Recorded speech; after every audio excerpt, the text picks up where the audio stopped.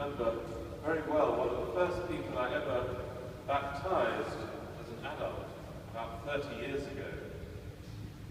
He'd been brought up as a Catholic without ever having been baptized or made her first communion. A Cockney, a character almost straight out of the pages of Charles Dickens. To say she was a rough diamond would be an understatement. Anyway, the parish made her very welcome, and she was baptized at the Easter Vigil along with one or two others. Afterwards, she shook my hand back at church. With tears in her eyes, she said words I've often thought about. You'll forgive my attempt to imitate a Cockney accent. "Father," she said, "you made me feel like Princess Diana."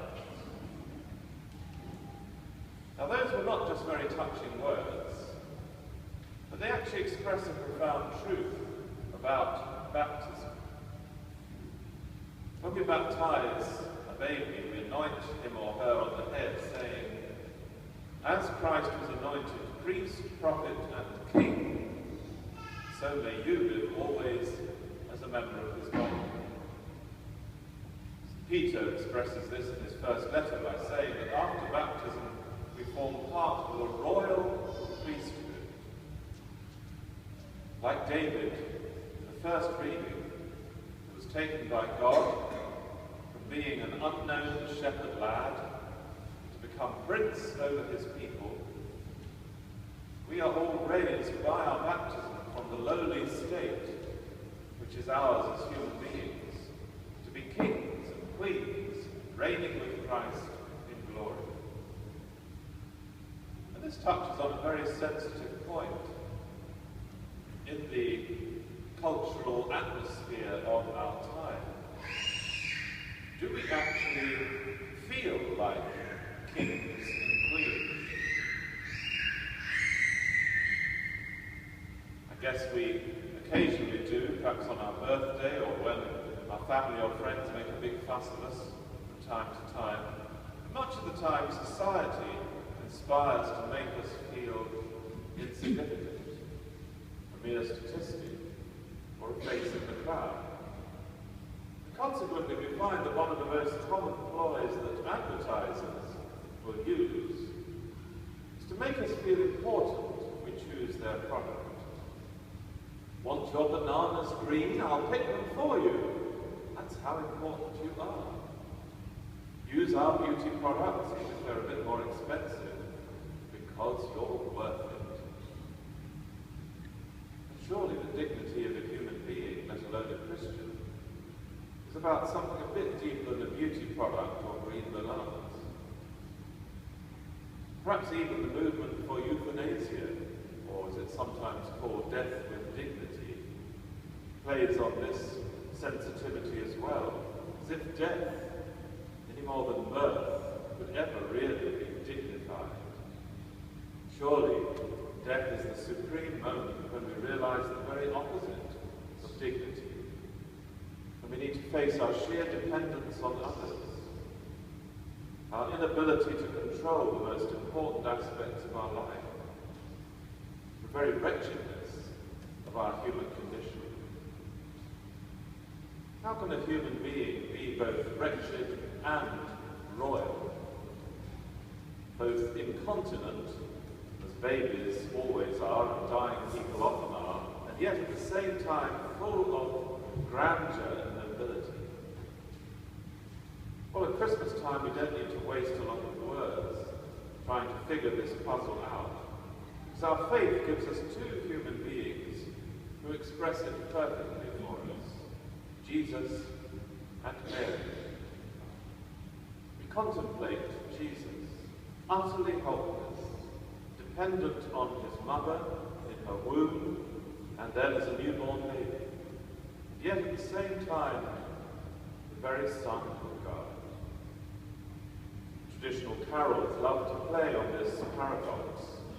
Enough for him whom cherubim worship night and day, a breast full of milk and a manger full of hay. Enough for him whom angels fall down before, the ox and ass and camel which adore.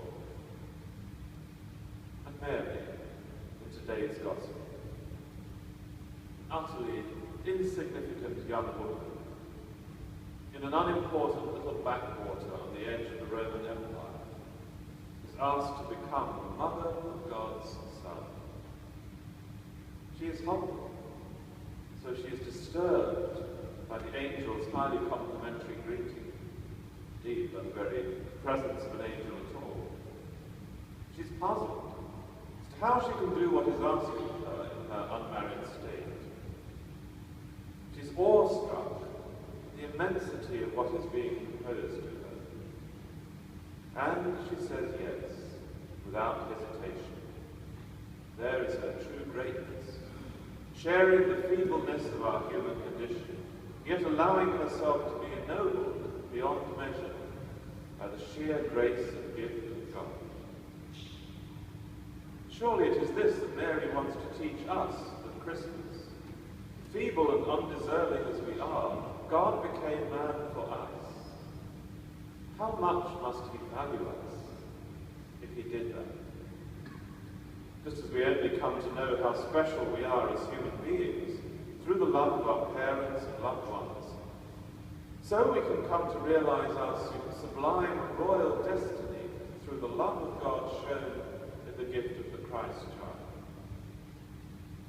C.S. Lewis says in one of his books, every human being we meet will one day be changed,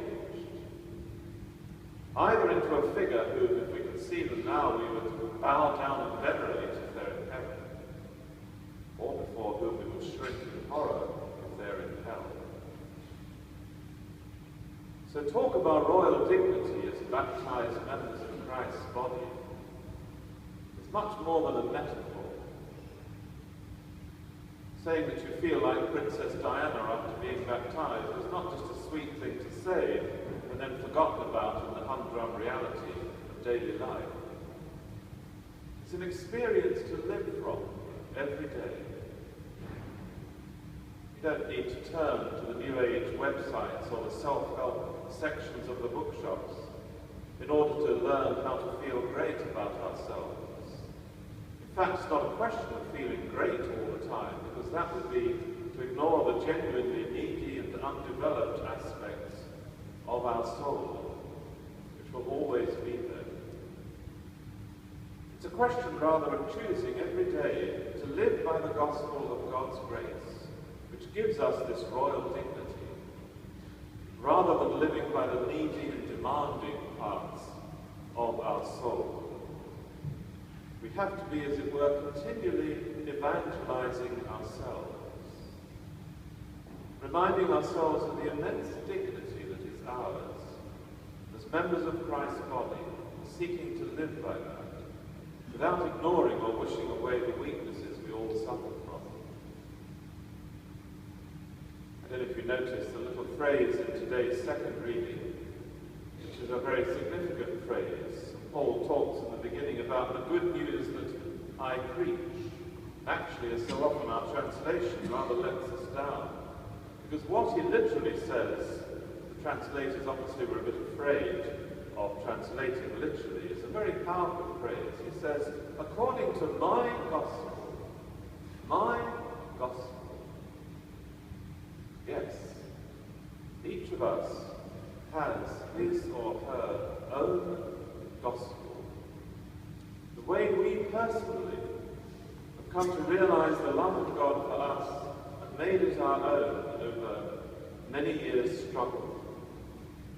And no one else can write that gospel for you. It's a discovery you have to make for yourself, and not just once, but over and over again as life changes.